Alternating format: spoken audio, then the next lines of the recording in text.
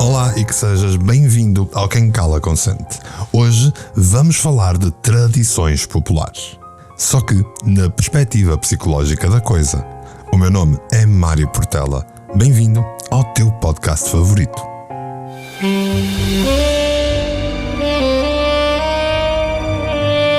Quem Cala Consente. Podcast por Mário Portela.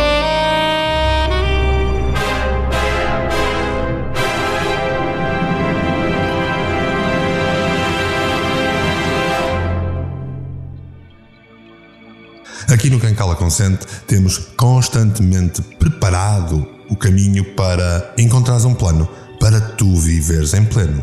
Já ouviste falar do planeador? O planeador é de facto o plano para tu viveres em pleno. Foi projetado para maximizares a produtividade e o trabalho do teu desenvolvimento pessoal. Procura o planeador nas lojas da Amazon ou então entre em contacto comigo e começa hoje a viver o teu plano para tu viveres em pleno. Quem me conhece sabe que dificilmente eu faria um episódio a falar de tradição popular. Não que tenha algo contra as tradições populares, mas porque em grande parte das vezes sou extremamente crítico, sou extremamente acutilante na análise de cada uma das tradições. De facto, como diz aquele anúncio tão conhecido, a tradição já não é o que era. Mas hoje, e muito dentro desta época que nós estamos a atravessar, a época das festas dos santos populares, decidi que era a altura certa para falar sobre tradições populares. E mesmo que não estejas a ouvir o episódio de hoje na época dos santos populares, depois podes incluir o Natal, a Páscoa e tantas outras tradições que há por esse Portugal fora. Pois é, caros ouvintes do Quem Cala Consente, as tradições populares são um fascinante reflexo da psique coletiva de um povo. Elas emergem das profundezas de um inconsciente coletivo, uma vasta reserva de símbolos, arquétipos e memórias que são partilhadas e transcendem o indivíduo, transcendem a unidade, fazem parte de uma cultura. Imagina as tradições populares como se fossem um rio, alimentado por inúmeros afluentes. Os sonhos, os mitos, os contos, as vivências de gerações e até as manias locais e regionais que se vão encontrando ao longo dos tempos. As tradições irrompem na superfície de uma consciência coletiva, cristalizando-se em rituais, festividades, superstições e costumes que dão sentido e dão coesão a uma vida comunitária. Pensemos, por exemplo, no Natal. Por trás das luzes cintilantes, presentes, mesas fartas, escondem-se camadas enormes, vindas de várias origens e com um significado que remonta a tempos imemoriais. Muitos queremos apenas crer que se trata de uma festividade cristã. Ainda assim, isso não é real, porque na verdade é um sincretismo de muitas gerações, de muitos sonhos, mitos, contos, vivências. O próprio ato de reunir a família, de reforçar os laços de amor e pertença, toca em necessidades psicológicas que são profundas, aquela busca de conexão, de segurança emocional, do sentido de continuidade que transcende até a mortalidade individual. E o que dizer da árvore de Natal, tão típica? Esse símbolo que está omnipresente ilumina as salas, as praças públicas. Poucos sabem que as suas raízes mergulham lá no solo fértil de mitos pagãos do solstício de inverno, muito antes do alegado nascimento de Cristo. Os nossos antepassados já erguiam ramos verdes para celebrar o renascimento do sol, a vitória da luz sobre a escuridão, da vida sobre a morte. E, na verdade, as tradições operam em múltiplos níveis da psique.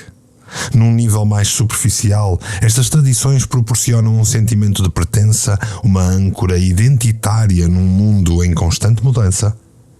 Qual de nós não sente uma doce nostalgia ao reviver tradições da nossa infância? Esses momentos mágicos em que o tempo parece suspender-se, em que nos reconectamos com as nossas raízes mais profundas. Só que as tradições não são apenas elos com o passado. As tradições são também bússolas existenciais, mapas simbólicos que nos guiam através dos grandes marcos e transições da vida. Rituais como batismo, primeira comunhão, casamento, bailes de debutantes. São como portais que assinalam passagens de um estado ou uma fase da vida para outra. Eles providenciam uma estrutura, um continente seguro para navegar as águas turbulentas da transformação psicológica. Pensemos nos ritos de passagem das sociedades tradicionais. Em muitas culturas, a transição da infância para a idade adulta é marcada por provas de coragem, provas de resistência ou provas de habilidade. O jovem é temporariamente afastado da comunidade, confrontado com os seus medos, com os seus limites, para depois regressar transformado, renascido para uma nova fase da vida, como se fosse um novo ser. Estes rituais podem parecer de alguma forma cruéis ou primitivos aos olhos modernos, mas eles refletem uma profunda sabedoria psicológica. A compreensão de que o crescimento e a individuação requerem uma morte simbólica do velho self, do velho ego, um confronto com a sombra, para que um novo nível de consciência, de maturidade possa emergir. É como se as nossas tradições populares fossem veículos que nos transportam para além do ego individual, conectando-os com os arquétipos universais, profundamente incrustados na psique humana e em cada uma das culturas. É a jornada do herói. O herói que parte numa jornada de provações e autodescoberta. O sábio ancião que transmite os conhecimentos ancestrais aos mais jovens. Ou então até o trickster que subverte a ordem estabelecida, revelando verdades que são incómodas. Arquétipos como a grande mãe que dá à luz e sustenta toda a vida. Na verdade, todos estes são os arquétipos que estão por detrás de cada uma das tradições populares. Quanto a nós, quando participamos numa tradição, seja ela uma simples ceia de Natal ou um elaborado ritual de passagem, estamos inconscientemente a encenar estes dramas arquetípicos e a tecer-nos numa espécie de tapeçaria da experiência humana que transcende o tempo e transcende o espaço. Mas talvez a função mais profunda das tradições populares seja a criação de um significado, de um sentido de pertença, de propósito, de conexão com algo que é maior do que nós mesmos, quanto mais não seja a comunidade. Num mundo pós-moderno, cada vez mais fragmentado, mais desacralizado, onde os antigos mitos e as estruturas de sentido colapsaram, e muito bem, muitos de nós vagueiam num estado de anomia existencial, de desconexão de nós mesmos, quase como se nós necessitássemos de olhar para o alto, para algo acima de nós. As tradições, com os seus ricos tecidos e símbolos, narrativas, práticas encarnadas, oferecem-nos uma via de regresso ao reino do sagrado, do luminoso, independentemente de ser ou não real. Pensemos, por exemplo, no Dia de Todos os Santos ou o Dia de los Muertos para os mexicanos, em que as famílias se reúnem para honrar e celebrar os seus entes queridos falecidos. Mais do que uma mera recordação nostálgica, estas tradições afirmam a interconexão fundamental entre os vivos e os mortos, entre o mundo visível e o mundo invisível. Desafiam as nossas crenças modernas na morte como um fim abrupto e sem sentido e sugerem-nos que há uma continuidade cíclica, uma dança eterna de regeneração e transformação. Se não, podemos, noutro tema, considerar o Ramadão islâmico, um mês de jejum, oração e caridade. Para além dos benefícios físicos e mentais de um jejum intermitente que está hoje comprovado pela ciência ser altamente benéfico, esta tradição, que é um pilar do Islão, tem um profundo significado espiritual e psicológico. Ao absterem-se dos prazeres mundanos desde a alvorada até ao pôr do sol, os crentes são convidados a cultivar um domínio sobre o ego, sobre os naf, a despertar a compaixão pelos menos afortunados e a voltarem-se para o Deus deles como uma única fonte verdadeira de sustento. E aqui assim vemos como as tradições podem ser poderosas ferramentas de transformação da consciência, despertando-nos estados elevados de gratidão, reverência, compaixão e até autotranscendência. Porque no fundo, ouvintes do Quem Cala Consente, as tradições são lembretes da nossa humanidade partilhada, da nossa condição perene de seres em busca de um sentido, em busca de amor, de transcendência e, como nós aqui costumamos dizer, em busca de um plano para se viver em pleno.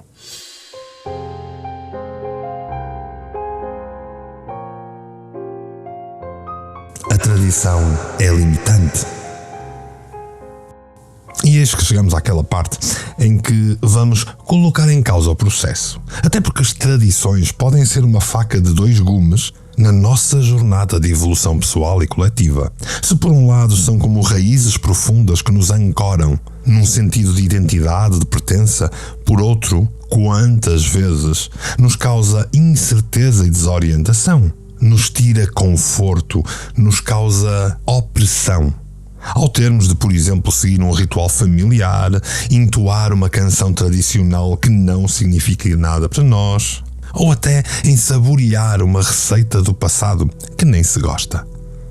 As tradições são como fios invisíveis que nos tecem um tapete humano de uma forma mais vasta, lembrando-nos que as nossas histórias individuais são parte de uma narrativa coletiva. Os tais rituais de passagem que mencionei anteriormente, que nos levam a grandes transições da vida, acabam por ser momentos de liminaridade em que nos encontramos suspensos entre um estado e o outro. E por vezes, esses momentos podem ser profundamente desorientadores e até aterrorizantes, porque nos encaminham para algo que nós podemos não estar ainda preparados. Mesmo que as tradições codifiquem a sabedoria ancestral sobre como acolher uma nova vida ou uma nova fase, ou até selar a união entre duas pessoas, seria ingênuo e até perigoso abraçar as tradições acriticamente como se fossem verdades absolutas e imutáveis. Porque a verdade é que nem todas as tradições servem o nosso mais elevado bem ou o bem da nossa comunidade. Algumas tradições são meros resquícios de superstições infundadas, de medos primitivos ou de estruturas de poder opressivas. Outras podem ter sido relevantes e até libertadoras num determinado contexto histórico, mas hoje tornaram-se obsoletas, limitantes, face às necessidades e desafios dos dias de hoje. Quantas vezes, em nome da tradição, não se perpetuaram injustiças gritantes? Não se sufocaram talentos, vocações individuais? Quantas vezes não se silenciaram vozes dissonantes? Quantas mentes brilhantes não foram cerceadas quanto a amores proibidos, sonhos esmagados? O peso da tradição acabou por destruir muita coisa de forma cega. E se nós seguirmos cegamente a tradição, corremos o risco de nos tornarmos autómatos, meros elos de uma cadeia de repetição inconsciente, abdicando da nossa liberdade, da nossa unicidade e da nossa até responsabilidade de questionar, de inovar e criar novas formas de ser e de estar perante o mundo. Aqui no Quem Cala Consente, tenho repetido constantemente que cada um de nós é um ser único, um ser irrepetível e com os seus próprios dons, anseios, vocações e percepções da realidade. Enquanto a tradição pode oferecer-nos uma base, um ponto de partida, cabe a cada um de nós indagar se essa base ainda é sólida, se ainda nos nutre ou se por outro lado nos está a aprisionar ou a constranger o crescimento. Cada um de nós tem o direito e até o dever de interrogar as tradições que nós herdamos uma a uma, de as submeter a um escrutínio da nossa própria consciência, da nossa própria experiência, mantendo apenas aquilo que é valioso e libertando-nos daquilo que já não serve, pelo menos que não serve para nós. Este processo de avaliação crítica das tradições requer muita coragem nos dias de hoje, requer muito discernimento e até um certo grau de rebeldia saudável, porque implica nadar um pouco contra a corrente da pressão social, enfrentar a desaprovação e até a hostilidade daqueles que se agarram rigidamente ao status quo. Implica estar disposto a abdicar do conforto e da segurança daquilo que é conhecido para se aventurarem em territórios incertos, mas que certamente serão mais férteis, dada a reinvenção do processo. Então, e como podemos separar o trigo do joio das nossas tradições? Como podemos evitar as tradições limitantes? Como distinguir a sabedoria perene da superstição que nos aprisiona? Não há respostas fáceis ou universais, mas talvez possamos começar por nos fazermos a nós mesmos algumas perguntas honestas. Faça uma tradição. Há que perguntar: esta tradição promove a minha integridade, a minha autonomia, a minha realização pessoal? Ou será que ela exige submissão ou autoanulação? Esta tradição estimula a minha compaixão, o meu sentido de justiça e responsabilidade para com os outros, ou alimenta a minha indiferença e preconceito, ou até complacência para com os outros ou um grupo de outros? Será que essa tradição é um veículo para a minha conexão com algo maior e sagrado, ou uma forma de me enganar com o sagrado inexistente? E por fim, claro, perguntar se cada uma das tradições nos desafiam a crescer, a transcender os limites, ou nos reforçam os padrões neuróticos e ilusões que são alimentadas pela sociedade em que vivemos. Ao fazermos este tipo de inquérito mais honesto, mais sincero, ao ousarmos trazer as nossas tradições à luz da consciência, em vez de as seguirmos automaticamente, abrimos espaço para uma relação mais madura, flexível, quase co-criadora do nosso próprio futuro. Podemos começar a honrar e valorizar as raízes que nos nutriram, sem ficarmos enredados nessas raízes. No fundo, é isto que significa estar vivo. E a cada um dos ouvintes que está desse lado, não estou com isto a dizer que deves perguntar-te se deves ou não comer essa sardinha durante os Santos Populares. Deves sim perguntar-te se é isso que tu queres fazer, em que medida te alimenta, em que medida te nutre, e o que é que significa para ti essa sardinha. Aquilo que cada um de nós possa abraçar com paixão, com discernimento, será sempre uma forma saudável de renovação.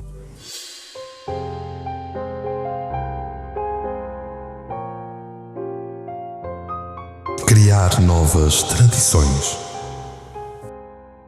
É claro que era inevitável, depois de desvendarmos este caminho das tradições, esta postura psicológica sobre o que são as tradições populares, é chegado o ponto crucial, a criação de novas tradições que comecem a servir melhor os nossos tempos e as nossas necessidades mais profundas. Porque, como vimos, não basta apenas questionar e descartar as tradições que já não nos servem. Isso deixar-nos-ia órfãos de sentido, de ancestralidade, um pouco à deriva num mar de relativismo e fragmentação. O grande desafio é, a partir deste terreno fértil da tradição, fazer brotar novos rebentos, novas formas de celebrar e consagrar a vida de forma autêntica, mais relevante para aquilo que somos hoje. Afinal, cada geração tem o dever de se apropriar criativamente da sua herança cultural, não como um fardo a carregar, mas como um legado vivo a ser continuamente reinventado, ao contrário daquilo que a política de cancelamento tenta fazer crer. E isto é particularmente urgente nos nossos tempos de mudança, que é acelerada, que é disruptiva, em que tantas das nossas bússolas morais e existenciais perderam o norte.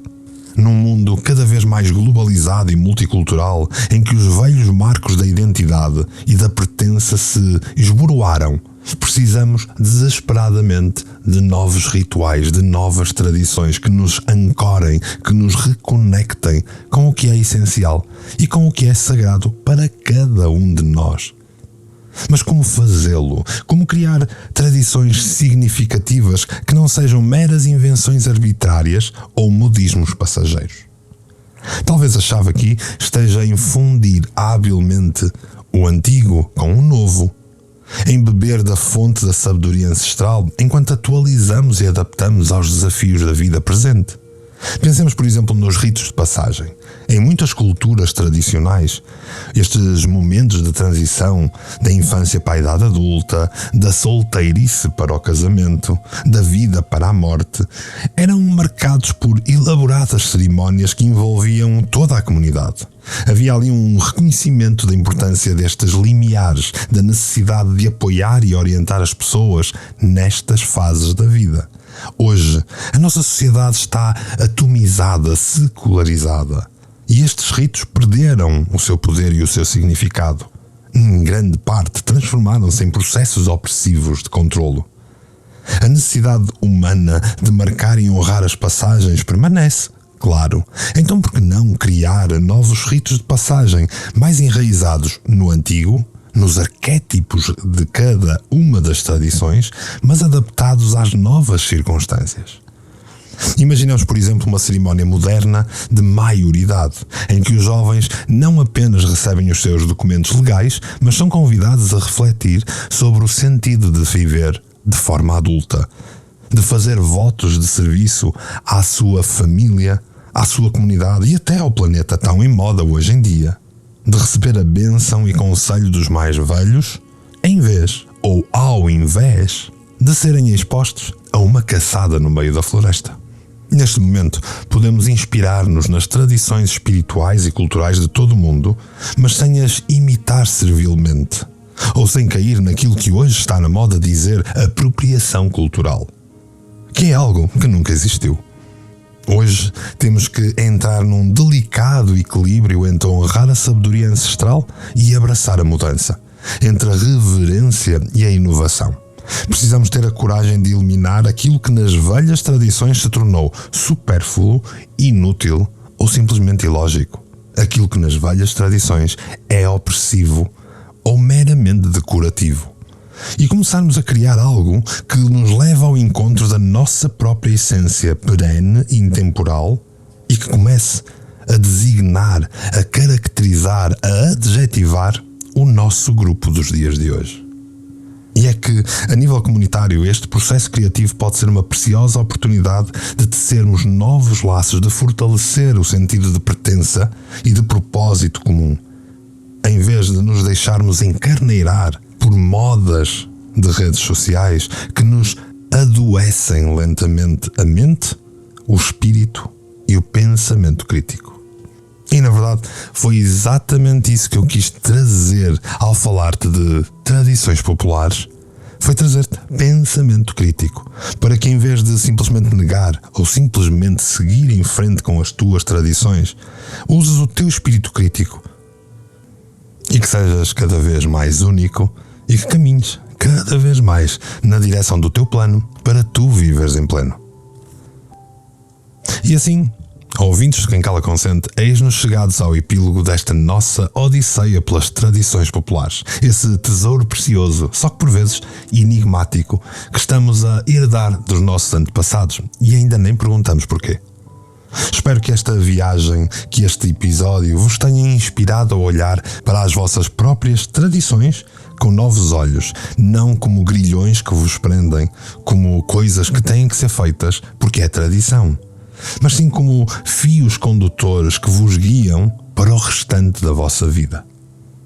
Porque no final de contas, é esse o grande desafio que enfrentamos, sermos simultaneamente guardiões do passado e inovadores para o futuro. Honrar a sabedoria ancestral enquanto ousamos criar novas formas de celebrar e de consagrar a vida. Isto não é uma missão para tímidos, porque requer que nos libertemos do conforto daquilo que é conhecido e aprovado e que arrisquemos a incompreensão e até a hostilidade daqueles que se agarram rigidamente ao status quo que estão habituados. Mas esta é uma missão profundamente nobre e entusiasmante, porque nos convida a sermos co-criadores ativos das nossas histórias individuais, das histórias familiares e até das histórias da nossa coletividade. Aos poucos, deixamos de ser meros peões num jogo de tradições e passamos a ser torres importantes, cavaleiros importantes, que auxiliam a renovação social. Porque a verdade é que nenhuma tradição, por mais venerável que ela seja, tem o direito de nos diminuir, de nos silenciar ou de nos impedir de desabrochar em todo o nosso esplendor único e irrepetível. Como dizia o grande Jung, quem olha para fora, sonha. Quem olha para dentro, acorda. E é desse despertar que o mundo precisa desesperadamente de homens e mulheres que se atrevam a ser fiéis à sua própria luz interior, às suas vontades, às suas escolhas, mesmo que isso implique nadar contra a corrente. Então, que tradições significativas estás tu a criar na tua vida e na tua família? Que tradições ainda celebram e que estão a fortalecer a tua humanidade neste momento? Que rituais pessoais tu encontraste para honrar as passagens e os ciclos da tua existência? Conta-me tudo. Que histórias, que canções, que sabores escolhes tu cultivar e transmitir como o teu legado mais precioso?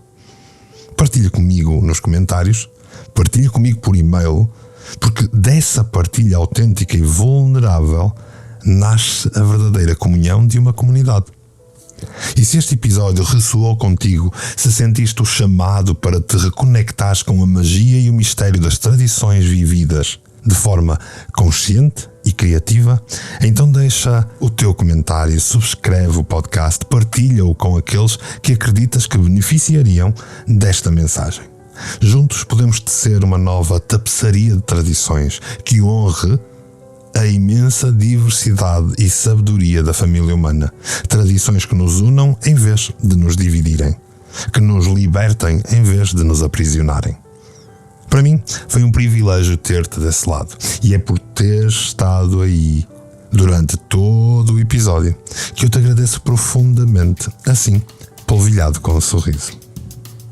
Obrigado por trazeres a tua presença única e preciosa a este espaço de reflexão que é o Quem Cala Consente. E fica desde já a promessa para nos encontrarmos no próximo episódio para falar sobre férias e quem não gosta das férias.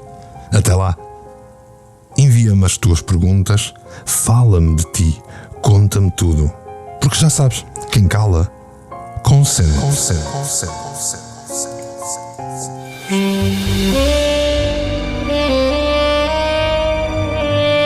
Quem cala, consente. Podcast por Mário Portela.